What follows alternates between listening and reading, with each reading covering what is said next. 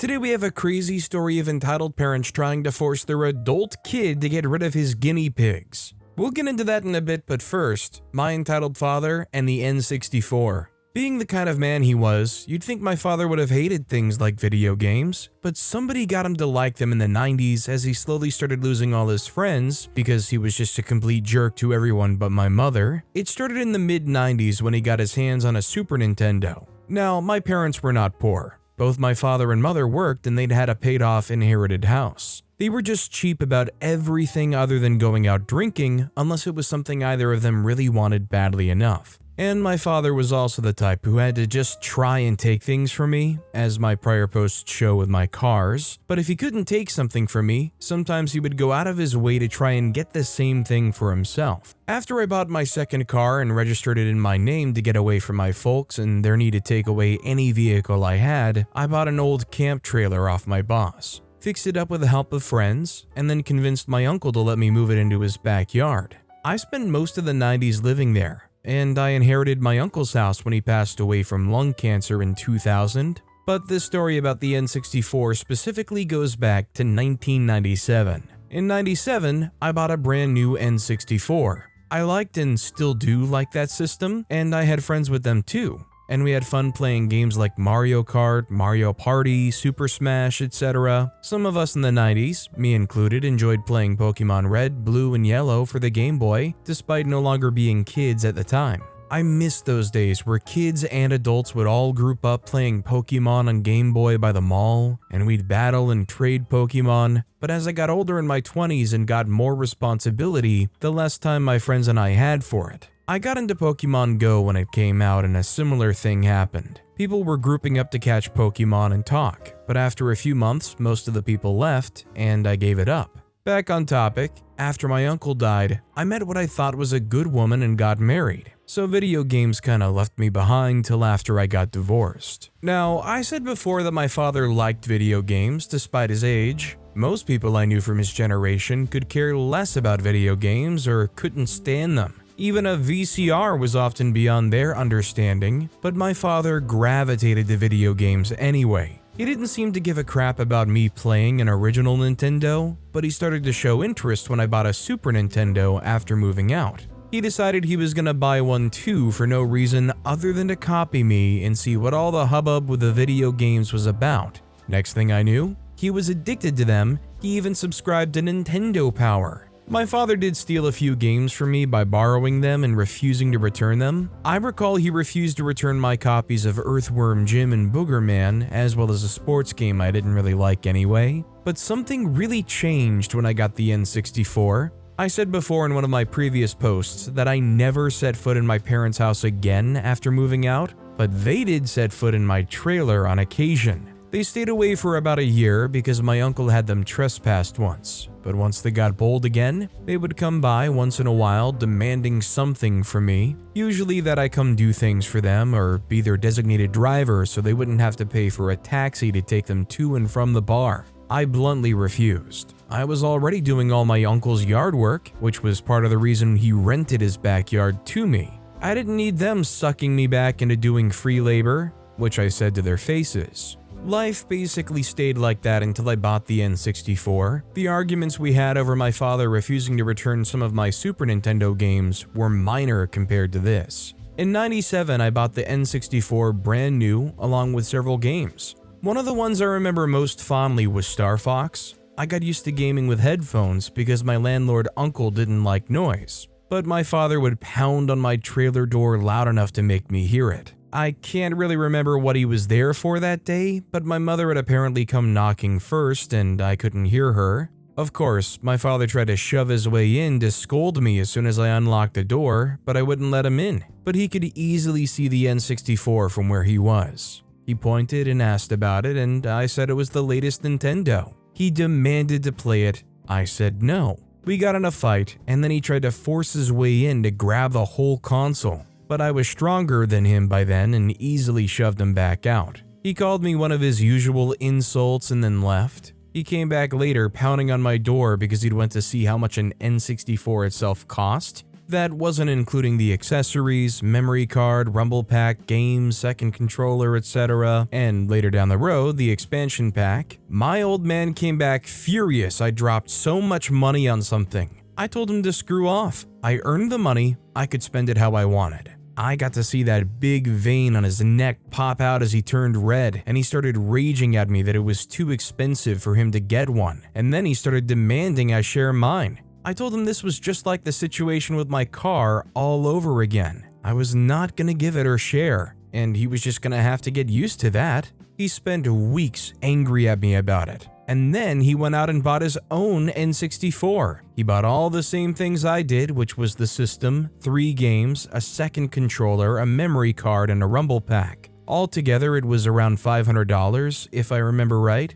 That stuff was expensive back then. It's been a long time for me, but I think a new N64 game on average was around $50 to $70. And the N64 itself was about $200 to $250 depending on where you got it. Then you have the controller. I'm guessing anywhere from $30 to $50. I do remember it was like $20 to $30 for a memory card, and I think it was at least $30 for the rumble packs. My mother was furious that he'd spent that much money, and my father got in a fight with her because she was scolding him as if he were a kid. Anyone here have one of those moms who would point to an older game system and yell, "It's the same thing"? And then you'd be like, "It's not the same thing," and then they just wouldn't or couldn't understand? That's basically how my mother was. Unless she was crying about something she wanted, but she didn't care for video games at all. TV or a book with a cup of tea were her entertainment, and she was fiercely protective of her Nancy Drew collection. Either way, a Super Nintendo is not the same thing as an N64, and that's what my parents were fighting about. My father ended up coming back to my place to say it was all my fault because I had to go buy an N64. So he had to get an N64, and I should have just waited till they got cheap. I just asked him if he was done and told him to leave.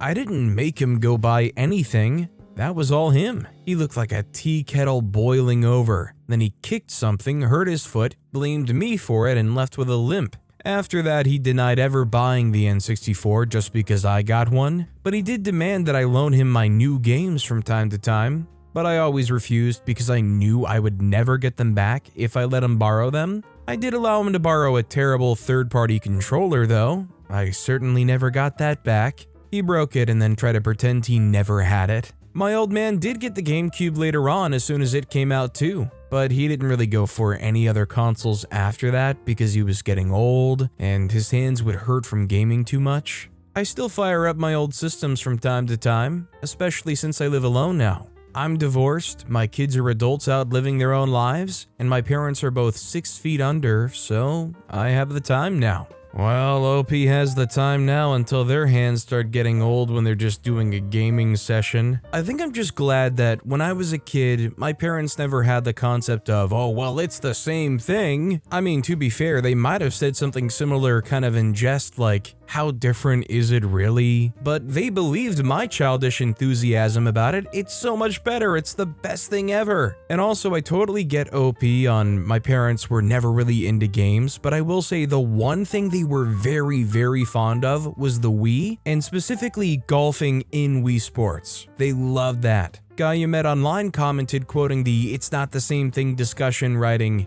"Yeah, I feel this." Both my parents had difficulty understanding the systems aren't interchangeable. They figured it out eventually though, and fortunately, even when they didn't really get it, they were still far kinder about it. Also, hi, I'm Steven, and if you guys enjoy crazy stories of entitled parents, it would be amazing if you left a like or left a review if you're listening to my podcast. That said, our next story is, how do I deal with my boyfriend's cruel parents? I've been with my boyfriend for nearly a year. We're both turning 18 in the next 2 weeks. My boyfriend's parents have always been particularly cruel to me. They're Eastern European, Romanian, Lithuanian, and I'm British, Pakistani/Turkish. They've always made assumptions about me since the beginning of my relationship with him. My family are not traditional at all and are very modern, but his family still make racist critiques about me. I could handle the odd comments or the occasional things they would say to him, but in the summer to September, things really ramped up. My boyfriend was struggling with his mental health, and I was the only one there for him.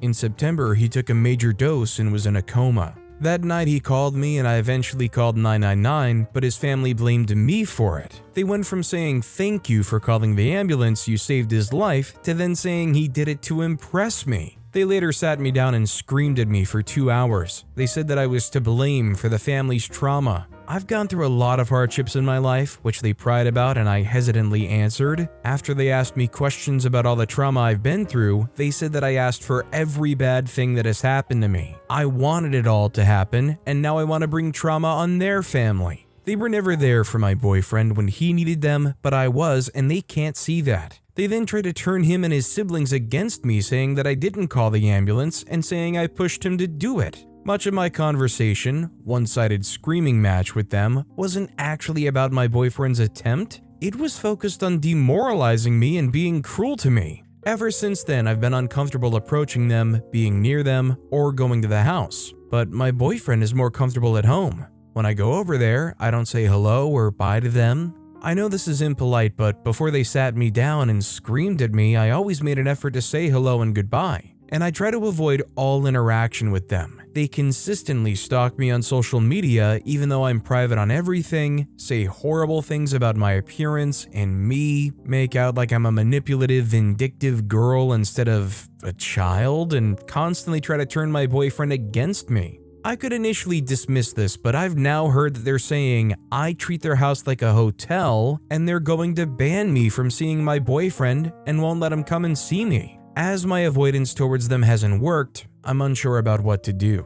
Is there any way I can better handle and approach them, as it's beginning to be debilitating? I think the problem here is it just realistically seems like you're both not at a period in your life where this can really work. If he's not in any kind of condition or living situation where he can stand up to these people or say anything, like he has to put up with it, or even chooses not to, doesn't see that there's an issue, I mean, how is it ever going to work for OP when it's debilitating like that? I mean, you got no real counter or resolution in front of you for this situation. You're just gonna keep walking into that wall over and over? Wax on Wax Off 1000 commented, "For the long-term aspect of a relationship, you don't deal with them, he does. And if he doesn't or won't, then you walk because it only gets worse." They're now trying to establish their boundaries as yours. They're using your youth and willingness to respect them as manipulations to rewrite what should happen in a normal relationship. Adults don't talk to each other this way. They don't see you as an adult, and once that's firmly in their heads, they never will. Our next story is, how the freak did you teach someone to have an anxiety attack? Original post, I, female 15, am refusing to actively talk to my mom, and I'm ignoring her when I'm forced to see her. 2 months ago, a Friday, my mom, female 39, got arrested for assaulting her boyfriend, male 38, and his kid, 12-year-old male. The kid was bleeding all along his back. There were scratch marks. My brother, 12 years old, called the cops, and when they responded, they automatically arrested my mom. She actually knew the guy who was arresting her. She got fired from the jail. She originally worked for W jail in our town, but got fired, so she went to JC jail. She was in jail for less than 24 hours. She got bailed out by Gigi, her adoptive mom. She then started texting me long paragraphs, mostly guilt-tripping, love-bombing, and gaslighting. She was staying at Aunt Angie's, Gigi's sister, who also works at the jail. The night it happened, my dad, he's now 40, my mom hates Amber, female 36, my stepmom. She is amazing, but she's also a practicing pagan.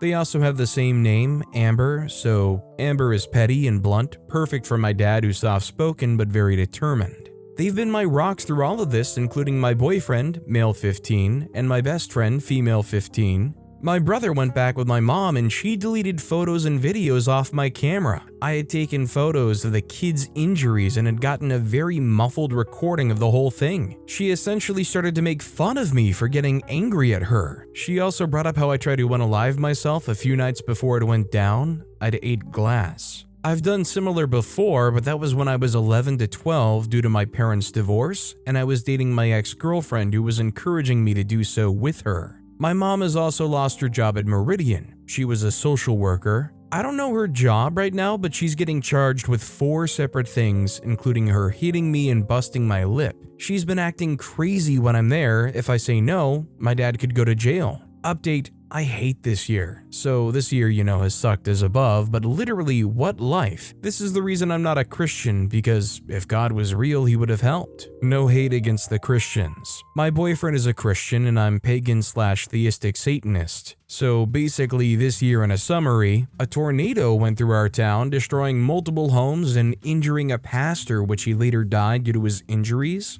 A kid at my school passed away, my mom got arrested, my teacher died from colon cancer, my boyfriend's cousin claimed his uncle SA'd her and he was jailed. Unknown if this is true because no idea if they actually did an SA kit. I have to see my mom, my boyfriend's grandmother's house caught on fire. His grandmother and grandpa are in the hospital right now. His cousin Micah was unharmed, was the only one who could walk out fine. Prepared with the knowledge you strangers have given me, I'll be facing my mom in 2 days' time. So wish me the best that I can ask for. I freaking hate this year. Thank you, strangers. Update. So 2 weeks ago, mom, our birth giver, took me to a doctor appointment, only informing my dad 20 minutes before, which she isn't allowed to do that. She had to tell 2 hours before, but if I'm going to the ER, she doesn't. Anyways, I had an anxiety attack. I talked to the doctor, he said it was an anxiety attack. I started texting Amber, stepmom, about that and she calmed me down. Mom watched me text her. She started driving me around, acting crazy, ran a red light, laughing maniacally, the whole 9 yards. Yesterday I went over and she basically had a tantrum because me and dad were texting about stuff for class. I'm learning about alcoholism in health class. She was convinced we were talking about her, so she made my dad come and pick me up early. And she texted my dad and said that we were talking about her, and when I was texting Amber at the doctor's, she was teaching me how to have an anxiety attack. So, I'm not gonna lie, I think my brain broke a little bit trying to process this whiplash that was going on. It was kind of a this happened, this happened, this happened. By the way, this person exists, this person exists. I mean, it sounds like darn near the end of the world going on. So, I don't think this is too much of a stretch to say, but I don't feel like OP should be around their mom very much. Or, at all. Montana Grizz fan commented, I think your mom is not safe for you to be around. Your dad needs to get emergency full custody. You're old enough to choose where you want to live. Tell the judge, the police, anyone in charge that you don't feel safe around her. You shouldn't have to deal with this, but unfortunately, you have to protect yourself. Refuse to be around her. She is abusive and mentally unstable. Our next story is, Grandma is mad I told her to stop touching me. Context, I, female 19 if that's relevant, live with my dad and my grandma. My dad first moved in with his parents when my grandpa's Alzheimer's got worse and he started having a lot of accidents. After that, I moved in with them when I was 12. I used to live with my mom in another country, but she ended up in jail. Last year, we had to move my grandpa into a nursing home. We had a government helper, but she only came 2 hours a day and it wasn't enough. He had started needing more help and my dad and I didn't come home until 4 p.m. We visit him every Sunday. Things before I moved with my dad weren't very good. I was basically homeless because my mom would spend the money on crap that didn't matter. When I was 10, one of her friends tried to SA me when she asked him to take me to school because she was at work. After that, I hated physical touch. It's gotten much better, but every now and then I have days in which I hate being touched. Today is one of those days. Lately, my grandma's been giving me lots of talks. My dad's complained to her about this and told her to stop because he's the parent, not her, but she doesn't care.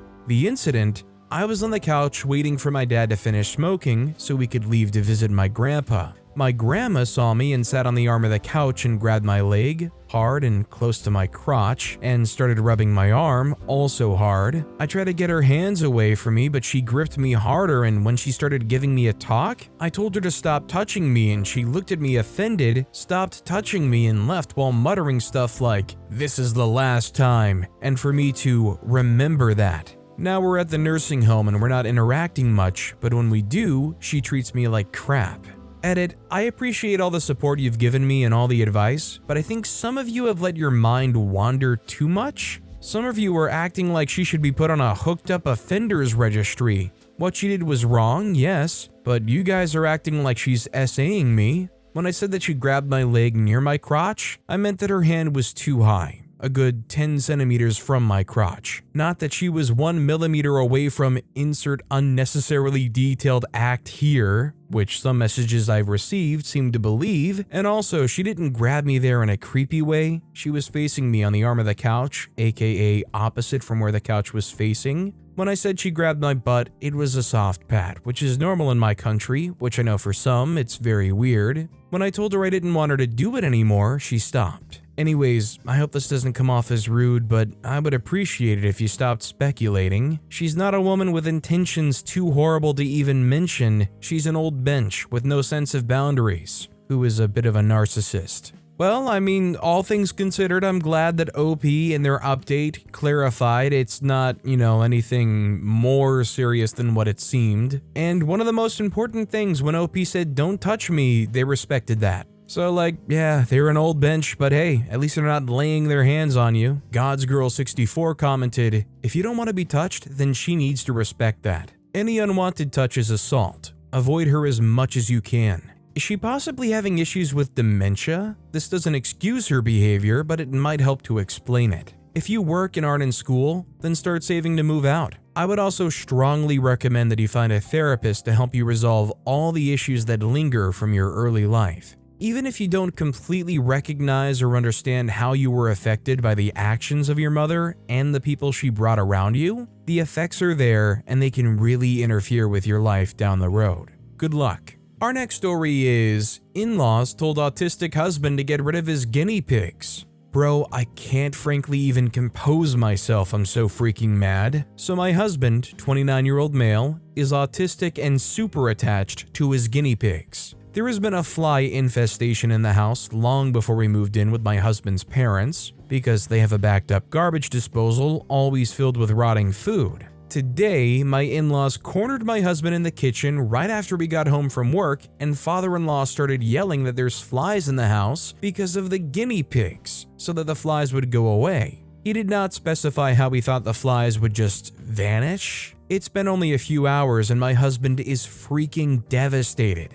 He's being a trooper, but I can tell how hard he's taking it. I hate my in-laws. I hate these people and I desire nothing more than to move away from these monsters. But right now it's this or the streets, so the advice to move is kind of just a slap in the face. I don't know. I'm just really struggling and I feel like this crosses a line in a huge way. If I was in the husband situation and I am super attached to those guinea pigs, I'm trying to find any way possible to still, at the end of the day, after all of this, have my guinea pigs back. A good suggestion was posted by JD British commenting, "Can you home the pigs temporarily with friends? Then once they're out of the house, keep asking the in-laws when the flies are leaving. Ask a lot often. After a week of still flies here, start negotiating about having them back. Then, once they are back, and only then, help them fix the disposal issue." Sorry, but Ham replied, "I could see a potential issue being that once the guinea pigs are out of the house,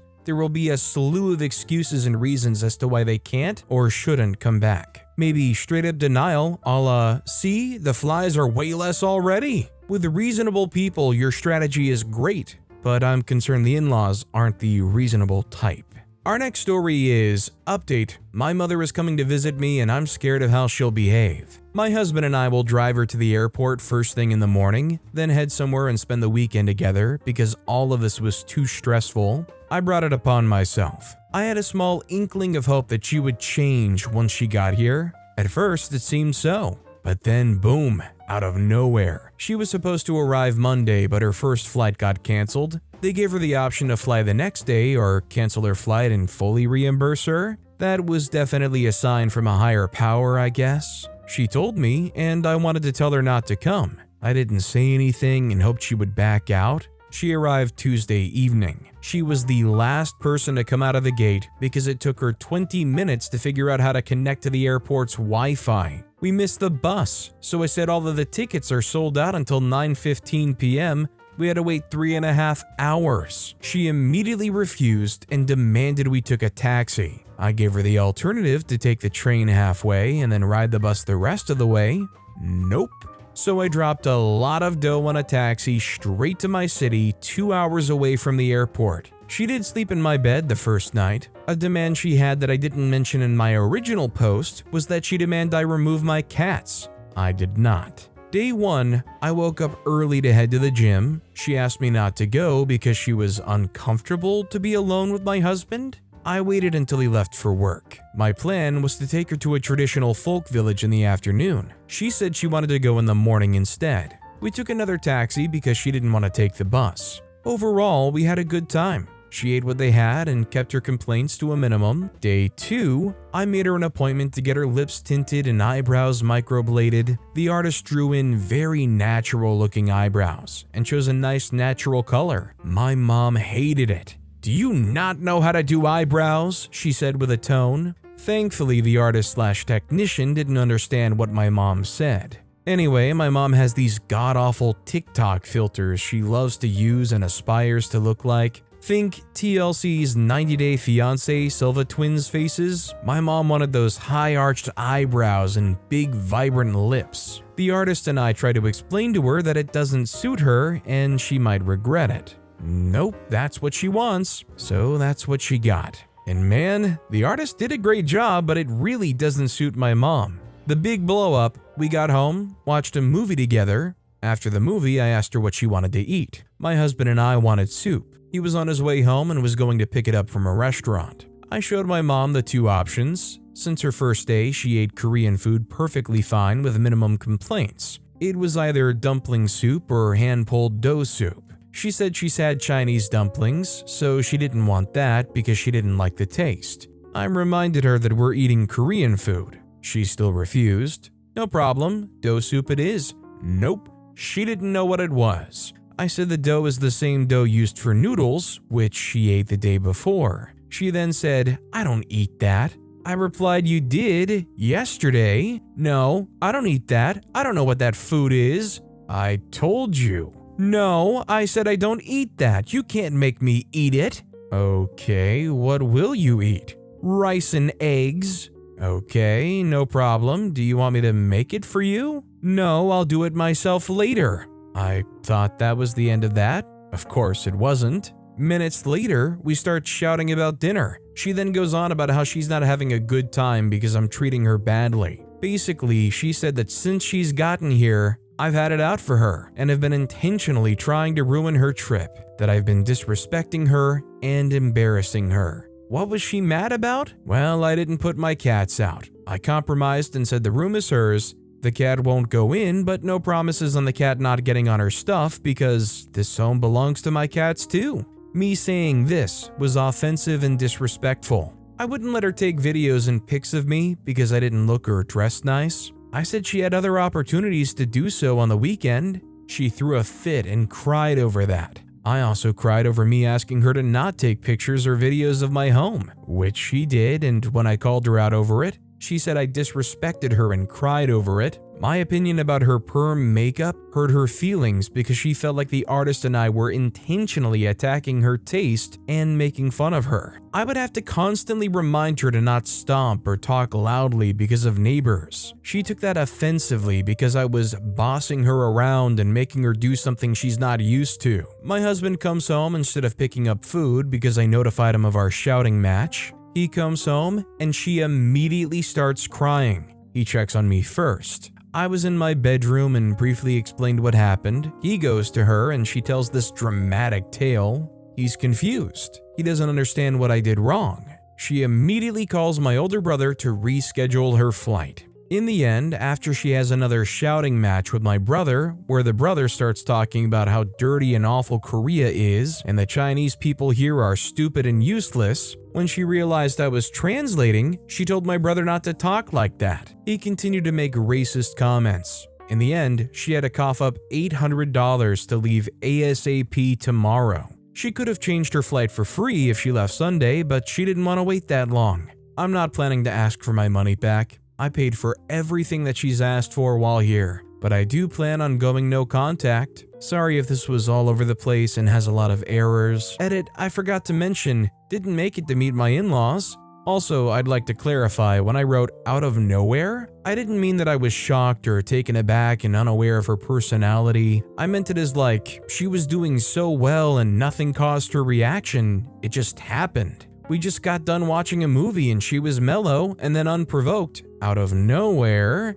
she had a meltdown. Sorry if I wasn't clear. I mean, all things considered, getting just 2 days of this nightmare and then them immediately going, I can't deal with this, I'm paying $800 and getting out of here. That's kind of like best case scenario. I mean, that's like a really good deal compared to what a lot of people get in this subreddit. Chasing Car 67 commented, best part of that saga was the end. No contact sounds like the best possible solution. This woman insulted and abused you every step of the way, insulted your husband, your new home, and acted like a victim. Good riddance of a super toxic person. But with that being said, that's all the time we have for today. Now, if you want to hear another absolutely crazy entitled parent story, check out that video on the left. Or if you missed my latest video, check out that video on the right.